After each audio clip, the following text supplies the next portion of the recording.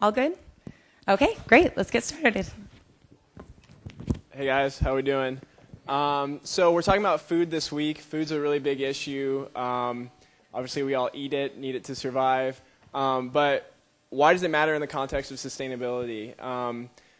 What's going wrong? What's going good in food in LA, in the world in general? So what I was hoping to do is just brainstorm real quick.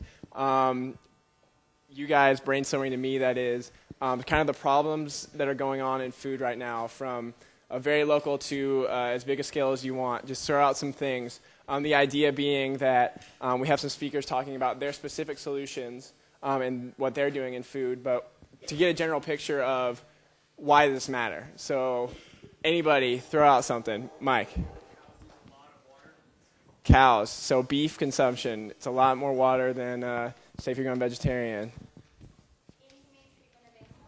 Inhumane treatment of animals. That's very important. Yes. Too much fertilizer. Fertilizer runoff. Gulf of Mexico dead zone. I'm sure you've heard of that. In the back. Hormones used in animals. Totally. Yes. Seed patenting. Very good one. Very good. Methane and climate change. Correct. Cost of transporting food. Very good. You guys are good. All the way in back. Farming subsidies. Farming subsidies. I like the enthusiasm. Monoculture. Very good. Ryan. Land use changes. You guys are good. Any others? Use of pesticides. Very good. Right here. Greenwashing is kind of what you're saying? Yeah, so companies just putting green in front of their name in order to make a profit. Get on the bandwagon, totally. One more here. Use of antibiotics on cattle and livestock. It's a very good one. Anything positive? Food is good. Okay, well, so anyways, so just in 3 minutes there, shouting it out, we came up with all these issues, and a lot to think about, definitely. So we know that there are problems, and so I'm going to let Isis introduce our first speaker so we can start hearing about the solutions now. Okay. Thank you, Spencer. So our first speaker is Tara Kola. We are very excited to have her. She is an urban farmer for Silver Lake Farms. She founded it in 2004. She's also one of the founders of the LA Urban Farming Advocacy Group. And she's going to talk to us about food, but also about the cut flower industry and how that has a larger effect than we might always think about. So, Tara, here you go. Thank you, Isis. If you could just click it on.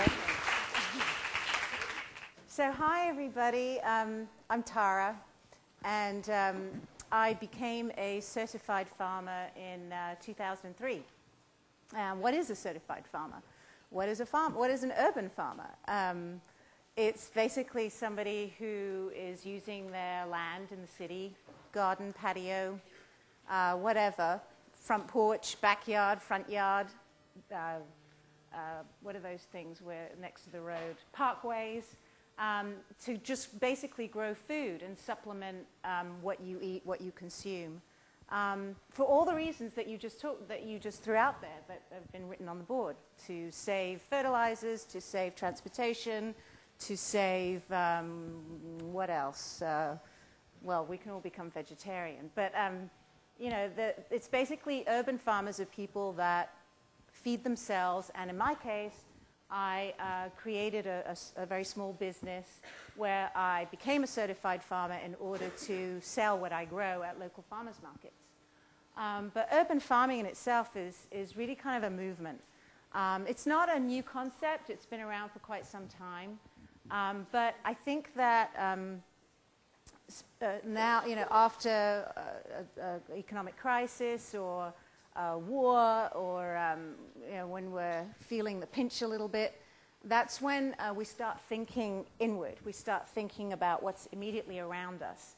And to my mind, when you start focusing on what's around you and what you're doing, what you're buying, what you're throwing away, where it's going, when you start thinking about that, change happens exponentially, because it's one little thing that kind of has knock-on effect. And so, yeah, as an urban farmer, you kind of, because you're doing a lot of thinking and you're caring, it's a good life. It's hard work, but you sort of feel like it's purposeful. And we think, now I didn't study this. There's no schooling for urban farming. I didn't even know what I was doing when I started. I just, went back to school to Pierce, actually, to Pierce Ag School, Pierce College in Woodland Hills, and took botany and soil science and horticulture and a little landscape design and plant identification. Because after I was in the corporate world for 10 years. I had a PR company for 10 years. And I used to I can't even imagine, I can't even remember what it was like, but I used to look after $2 billion corporations, like huge international media groups. And now I'm now this little urban farmer in my backyard. And then at the farmers markets locally and very seasonally.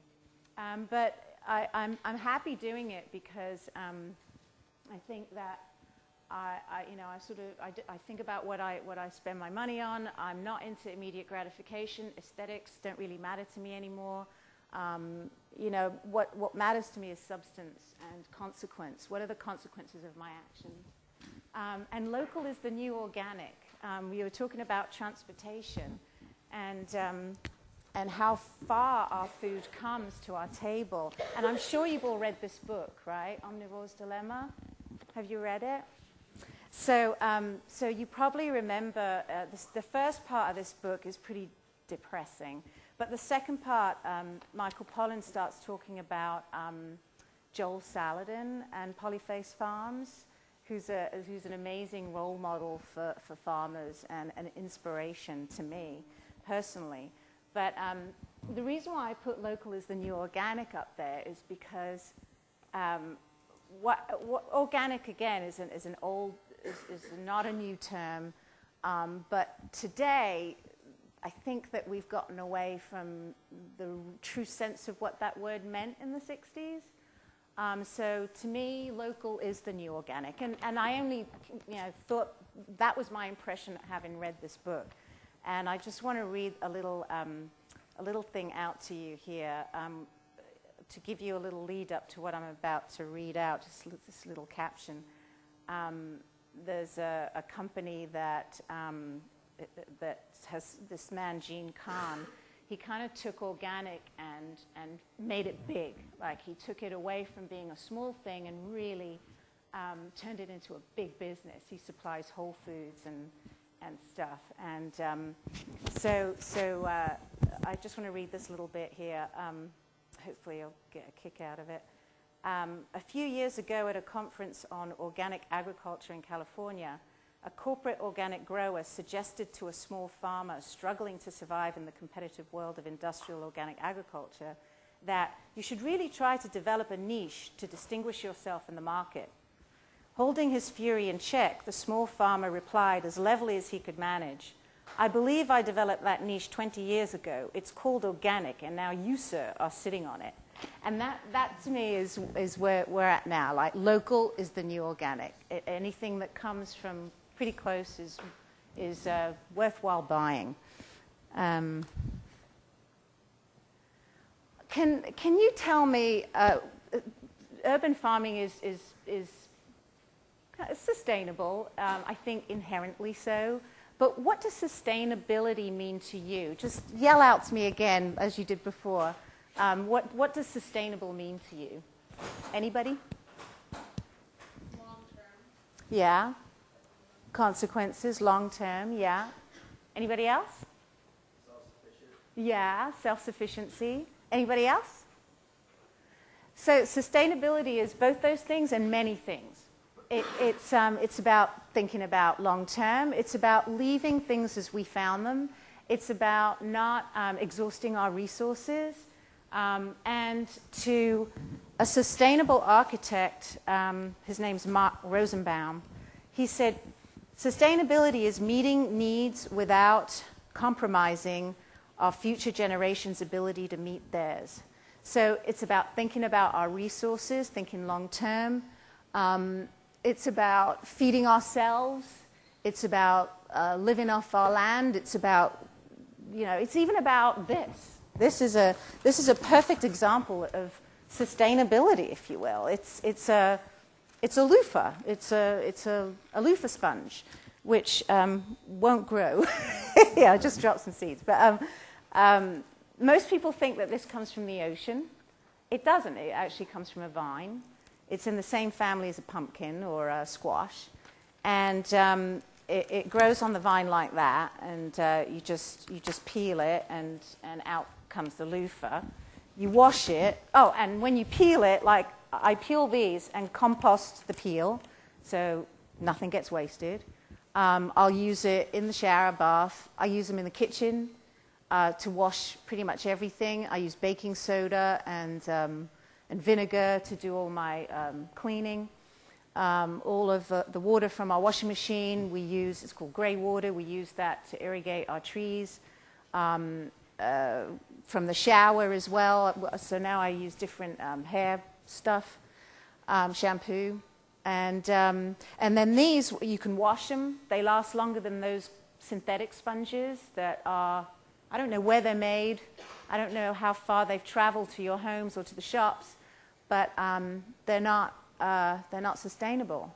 Those synthetic sponges. These are. When they get dirty, you can wash them. When they look like they're falling apart, you compost that too. So it leaves no trace. It's totally, that to me is the essence of sustainability. So I think I covered all of that. Oh yeah, if you're going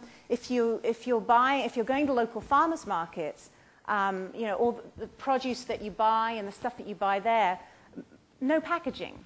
I mean, every time I go to Trader Joe's and I see, I want to get asparagus or stuff that can grow here, I always read the label and I get so put off because a lot of it comes from Peru or Chile.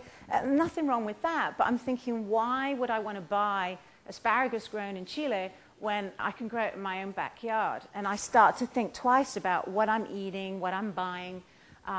So sustainable urban farming, there's no packaging involved. When I'm at the farmer's market, I put a piece of paper around the flowers. I'm a flower grower. No, these aren't mine, but I grow flowers. So also less fuel, less transportation involved. It reduces our dependence on imports. I want to tell you about flowers. Did you know that 80% of our flowers are imported? 80% of our cut flowers are imported. And I know this is about food, but think about flowers too, because those flowers come from mostly Andean countries, and they are mostly covered in a lot of pesticides. And the reason for that is because when they come into this country, the USDA doesn't regulate the use of pesticides, because to them it's really important to not have any bugs imported into it that would affect our agriculture here in America. So pesticides aren't regulated on flowers as they are on food, and plus they're from abroad. And California used to be the leading supplier of cut flowers for the whole country. And they're still up there, but there's a lot of competition. And the cut flower industry in California is like having to really spin on a dime and be very flexible and change with the trends, because the Andean countries are leading. They can quickly develop and breed a new flower and get it into production, and they're kind of dictating what's going on here. Sustainable, create. But when you're as an urban farmer, when you're growing food and growing flowers, you're creating these little microclimates, these little ecosystems. You've got to have the good bugs to help prevent the bad bugs, and you have to have really good soil. It's all about the soil. Healthy soil, healthy plants. It's almost like our bodies. We are what we eat, and the same goes for soil. You put good stuff in the soil, beautiful stuff comes out. So as an urban farmer, I recycle, repurpose, and don't be fooled, we don't do much of that lying around. And I think there's a beer or a martini going on there, but that was a downtime, and those were our seedlings. That was about a year ago. And then here, this is our truck 40, and that was full of sweet pea flowers, going down to market 1 mile from the house. So the flowers were grown, and we chuck them in the back of the truck, and off we go to market. No refrigeration involved, barely any fuel involved. Pretty much the goal is zero waste. Oh yeah, self-reliance. Somebody said that up there. Bang on. When you're, as an urban farmer, you just end up having to do it yourself. You've got to figure a lot of stuff out. And that's the reward of it. That's Meredith up there. Have you ever been to Farm Lab? It's a good place to check out. They have sessions every Friday, salons. They have really interesting people come in and speak. And so Meredith volunteers for me. Those are some flowers that we harvested, and then those metal carriers, we made those ourselves. So I don't know how to weld, but my husband welded them. And then those are just canning jars. So you get really kind of creative. It's fun. You're always having to solve a problem and find a solution. It's kind of fun. We do lead a kind of a simple life. I used to travel a lot when I was in the corporate world. Now I don't go anywhere. I was telling Isis about that before.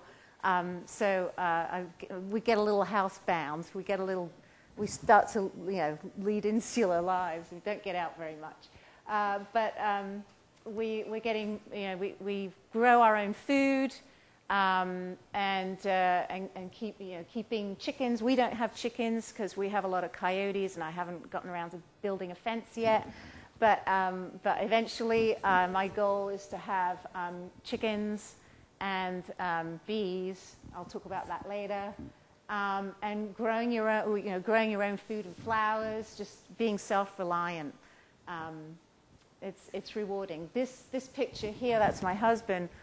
We were desperate to get the bulbs, the corms of a certain crop of flowers in the ground by a certain day, and so he put the floodlights on and started working at night. The neighbors couldn't see because we're tucked away back there, but that was the last nail that he's holding up, and it was a good moment, but. So urban farming also helps to build community. At farmers markets, these are all happy customers with their flowers that are literally, this is the Silver Lake Farmers Market, and those flowers were grown, a mile away from market. No pesticides, no fertilizers, just good old-fashioned horse manure and compost. That's the only way I grow. So. Another example of sustainability is no plastic bags. I don't want to buy bags of compost or bags of potting soil.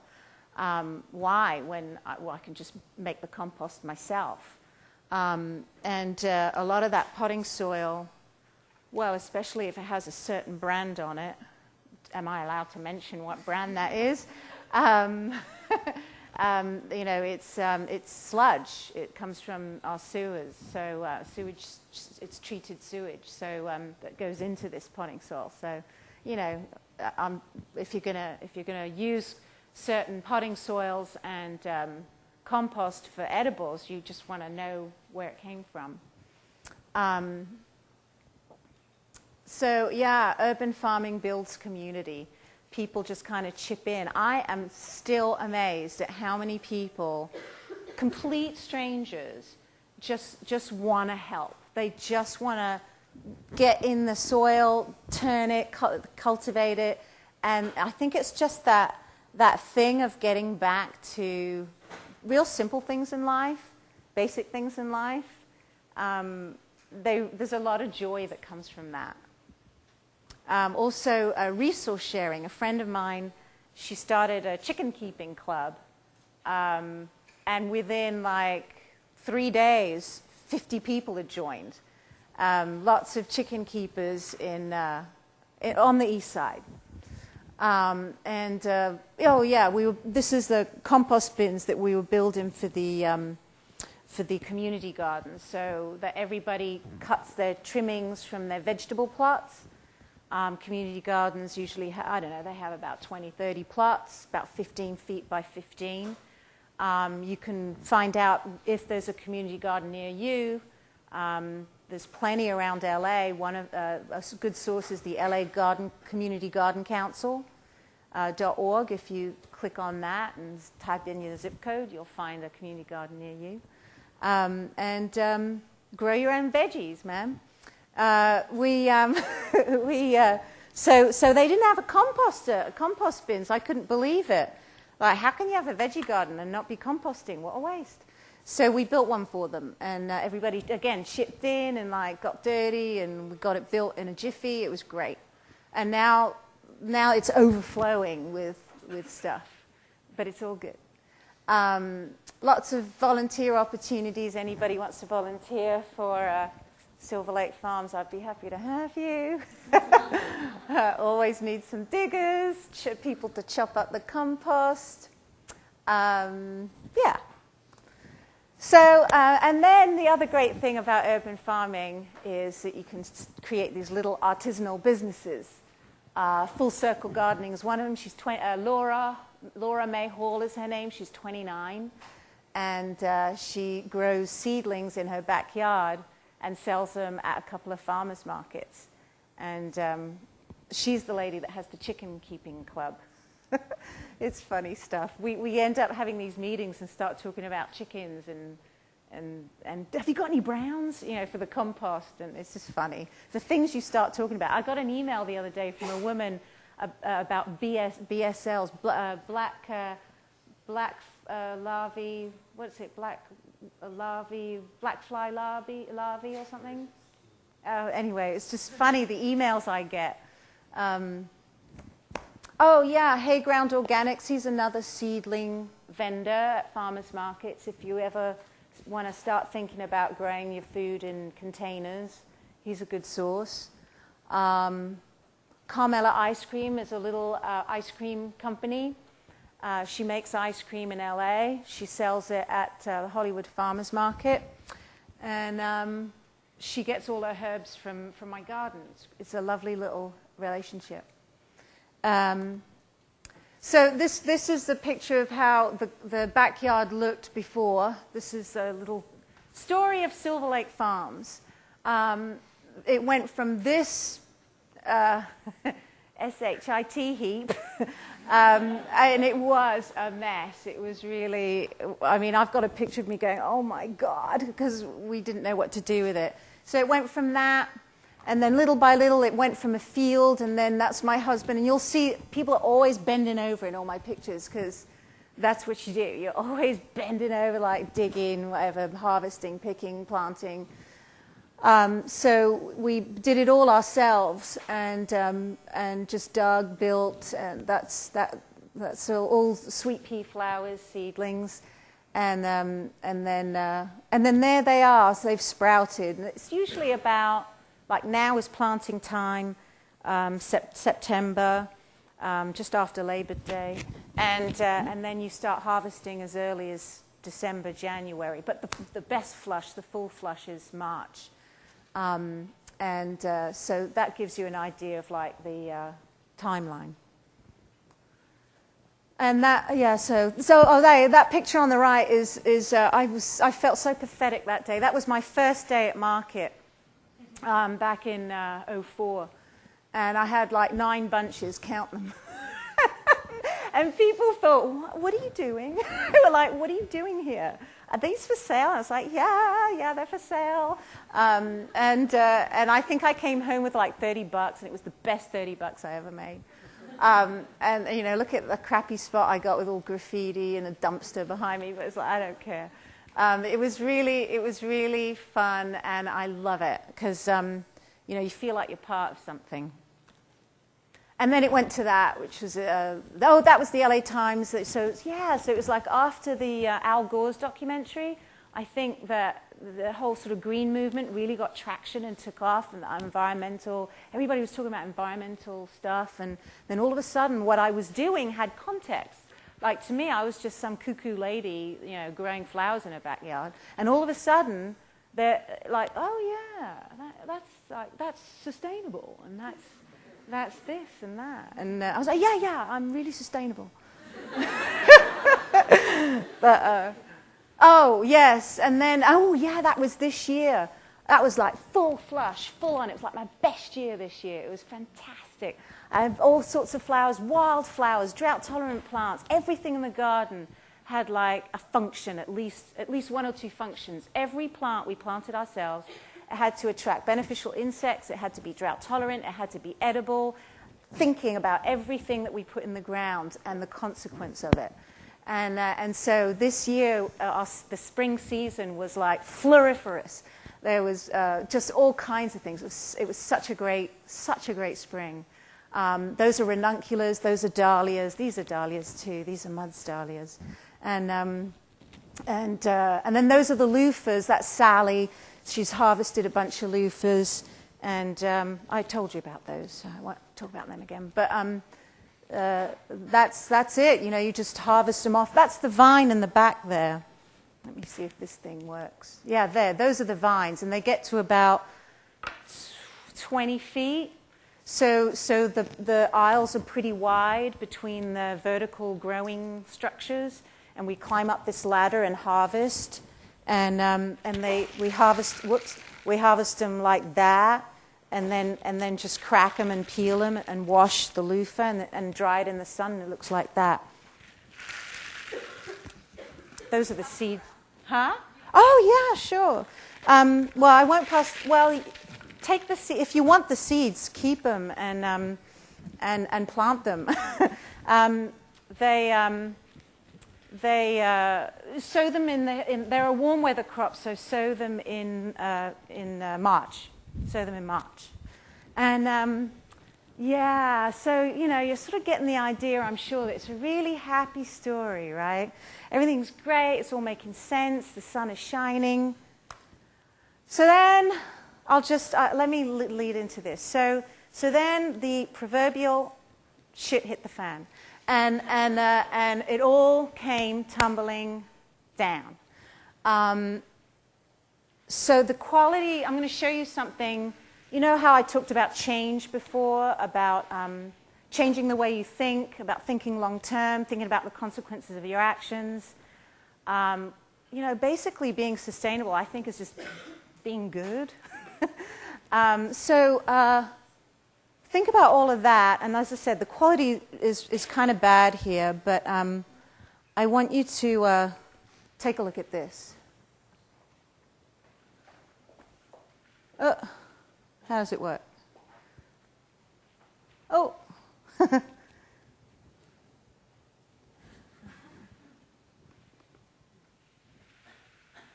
Oh.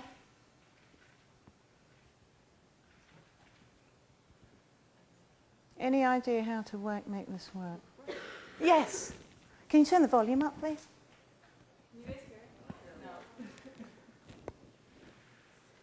I'm going to just...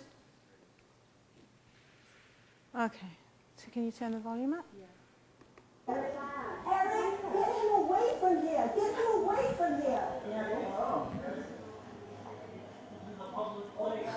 That's harassment. That's me getting very upset.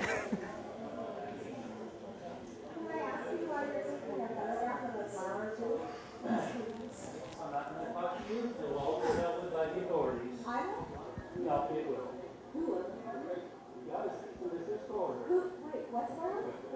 Your wife. Can I ask you why you're taking a photograph of a flower stalk at the farmer's market? No, you can ask, but Okay. it's all going to be dealt with the authorities. What is it regarding illegal activity? That is our position. Is it criminal or civil or what? You got to think. Oh, that it's criminal and civil? No, that unlawful activity. Because it's what? Unlawful activity. It's in my mandate, by the way. I'm actually doing a story on urban farming. It's generally a really good thing. It's done legally. And what are the illegal activities around it? Why don't you ask Ms. Cola? She's got the order. Well, I think it's for everybody to get a She chance has to an have order. a She say. has an order from building and safety. Why don't you ask her about it? And read the order. Okay. Is that, Okay? All right. Thank you. So you kind of get the picture here.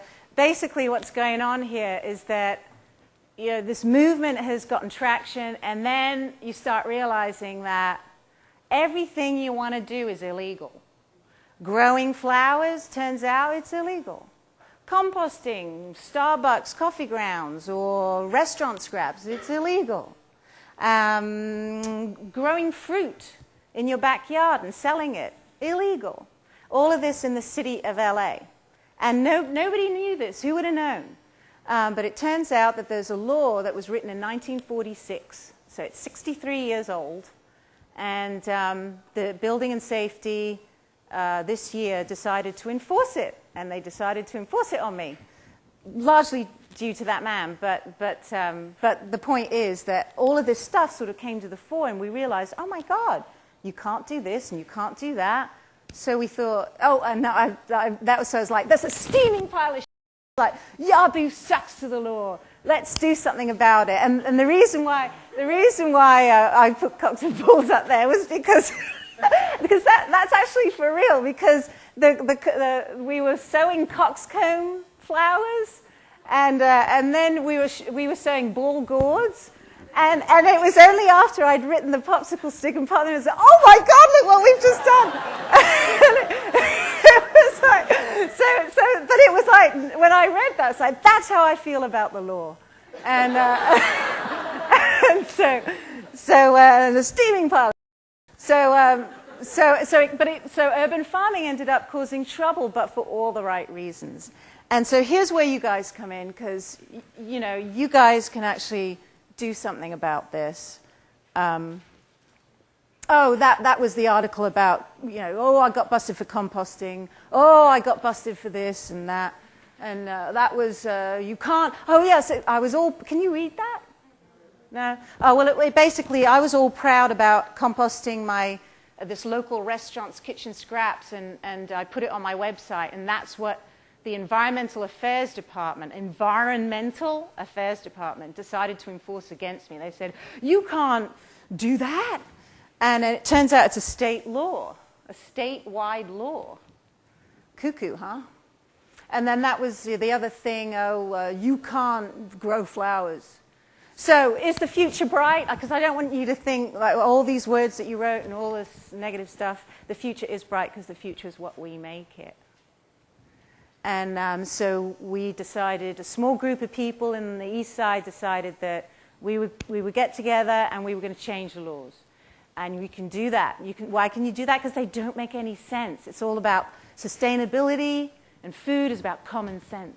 And these laws don't make any sense, and they need to be changed, and we can change them because common sense rules. So a group of people formed, and we called ourselves Urban Farming Advocates. And what I want you to do is get your cell phones out, or get a pen and paper out, and make a note of a couple of things. The Food and Flowers Freedom Act is what we're calling it. This small group, UFA coffee? No, UFA flowers, UFA fruit. Yeah, I'm for fruit. So we decided, thank goodness for City Council President Eric Garcetti. He introduced a motion on July 8th, 2009, that's just a few months ago, to start the ball rolling on getting this law changed so that and again I repeat, so that we can grow fruit in our backyards and sell it if we wanted to, and grow flowers in our backyards and sell them if we wanted to, grow seedlings, nuts. We can grow peanuts here and sell them if we wanted to. And because it's our land, if you own it, or if you have a porch or a container, surely it's your right to do that, don't you think? Are we agreed on that? If it's your land, you should be able to grow on it what you want within reason, and sell it. Y'all know what I'm talking about. So here's what I want you to do. I want you to speak up, please, and change this law, because you can do it. Why? Because it's already on its way through City Hall. But what you see, here's the thing. The dudes at city planning, like they're in an office and they're like, what? Urban farming? What? And they don't know what the hell we're talking about, because they're not in tune with what's going on, with all the things that you know about. Those guys at city planning aren't in tune with it yet. So you'll help them get it. So email councilmember.garcetti@lacity.org. Copy in Glenn Dake. He's a member of UFA. So that gives us an idea of who's writing into the city, so we know how many letters they're getting, so they can't fib us. Because, we want to say to them, listen, we know that you've had 120 letters on Wednesday, October 7th. So, so we know. In the subject, put the Food and Flowers Freedom Act and just write that, make a note of that, and that would be so cool. Because it's not just me that needs the law changed, it's like anybody that wants to do this. I just happen to have gotten busted, but there's a bunch of other people doing this. And so you're freeing it up for them too, you're giving us our rights. So, should I leave that up there? But I just want to say thank you. Thank you. Visit urbanfarmingadvocates.org and look at all those happy people with flowers. See? There. So thank you.